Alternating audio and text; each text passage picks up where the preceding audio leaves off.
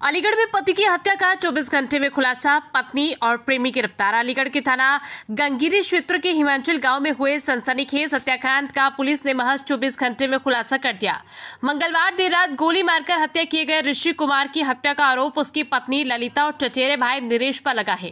Gangiri police के अनुसार मृतक का शव गाँव में ही चाचा के मकान के कुछ दूरी पर पड़ा मिला था। प्रारंभिक जांच में ये सामने आया कि ललिता के अपने देवर नरेश से प्रेम संबंध थे। दोनों ने मिलकर ऋषि कुमार की हत्या की साजिश रची और उसे अंजाम दिया। घटना के बाद से ही गंगीरी पुलिस ने सक्रियता दिखाते हुए दोनों को हिरासत में ले लिया और पूछताछ जारी है।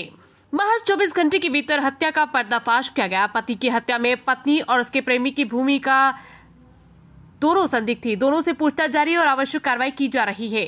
देखिए, थाना गंगीरी क्षेत्र से 18 जून सुबह ये सूचना प्राप्त हुई थी कि एक ऋषि नाम के व्यक्ति का शव वहां पे मिला है।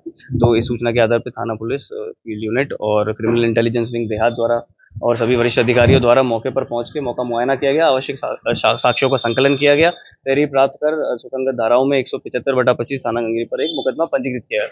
तो तीन टीमों जिनका गठन किया गया था, तीनों ही टीमों ने बेहद सराहनीय कार्य करते हुए 24 घंटे सफल अनावरण किया है। इस घटना का जो मुख्य उद्देश्य रहा वो ये रहा कि जो मृतक की पत्नी थी, उनका अवैध संबंध मृतक के ही चाचा के बेटे नरेश के साथ था, दोनों ने मिलके जब इस बात का पता मृतक को चल गया तो दोनों ने मिलके मृतक की हत्या की साजिश दोनों ने आपस में रची थी और आरोपी ने अपने घर से तमंचा लाके मृतक को पीछे से फायर करके गाँव में ही उसकी हत्या कर।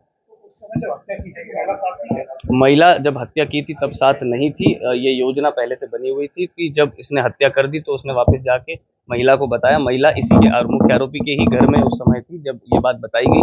तो महिला ने इस बात की सूचना कि उसके पति की हत्या हो गई, ना ही अपने परिजन को दी, ना ही अपने ससुराल जन को दी, ना ही पुलिस को दी अगले 2 दिन तक। और जब बाद में इस पूरी कड़ी को जोड़ा गया, घटनास्थल को देखा गया, आवश्यक साक्ष्यों का संकलन किया गया, तो ये पूरी बात सामने निकल के आई और फिर उसके बाद इन दोनों ने ही अपना गुनाह कर।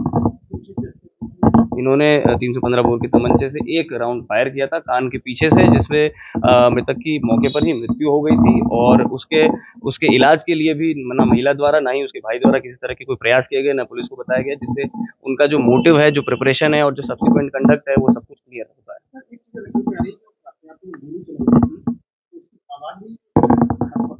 नहीं, ऐसा कुछ नहीं, क्योंकि ये देर रात का 1-1:30 बजे का देर रात का मामला है और इन्होंने आपस में उससे पहले शराब भी पी थी। तो कुछ घंटे तक जो मुख्य आरोपी था तो मृतक के साथ उससे पहले से था, तो उसने समय और जो स्थल है वो देख के, इस तरह से देख के ही यह घटना कारित की जिससे कि कोई और इस चीज को देख ना।